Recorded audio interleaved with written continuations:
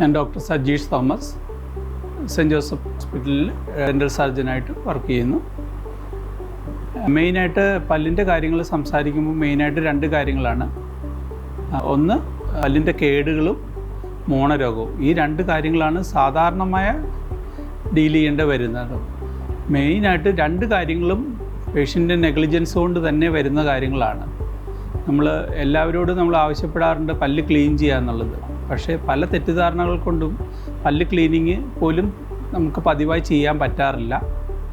പല്ല് ക്ലീൻ ചെയ്ത് ആ മോണയിൽ ഇത്തിൽ അല്ലെ കാൽക്കുലസ് എന്നാണ് നമ്മൾ പറയുന്നത്, കാൽക്കുലസ് ഡെപ്പോസിറ്റ്സ് കളഞ്ഞാൽ മാത്രമേ മോണരോഗത്തിന് വ്യത്യാസം ഉണ്ടാവുകയുള്ളൂ.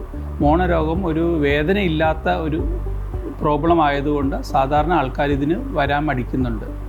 രണ്ടാമത്തെ കാര്യം, പല്ലിൻ്റെ കേട് തുടങ്ങുമ്പോൾ പല്ല് ഫില്ല് ചെയ്ത് നമുക്ക് പ്രോപ്പറായിട്ട് മെയിൻറ്റെയിൻ ചെയ്യാൻ പറ്റും. പക്ഷേ ആ ഫില്ലിങ് ചെയ്യാൻ എല്ലാവരും വിവിധത കാണിക്കും. അപ്പോൾ കൂടുതൽ ആഴത്തിലോട്ട് പോയി പല്ല് വേദന, പുളിപ്പ് അതിലേക്ക് പോകും. പിന്നെ ആ പല്ലിനെ നമ്മൾ റൂട്ട് കനാൽ ചെയ്യണം, പിന്നെ അതിന് ക്യാപ്പ് ഇടണം, അങ്ങനെയുള്ള സിറ്റുവേഷനിലോട്ട് നീങ്ങും.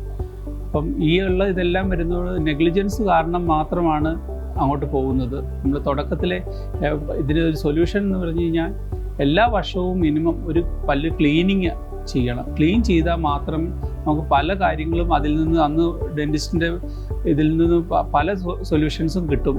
അതിൽ നിന്ന് പറഞ്ഞു തരും അവരത് ചെയ്യേണ്ട കാര്യം. ആ ക്ലീനിങ് ഒന്ന് മെയിൻറ്റെയിൻ ചെയ്താൽ മാത്രം മതി, നമുക്ക് ബാക്കി കാര്യങ്ങൾ സോൾവ് ചെയ്യാൻ പറ്റും.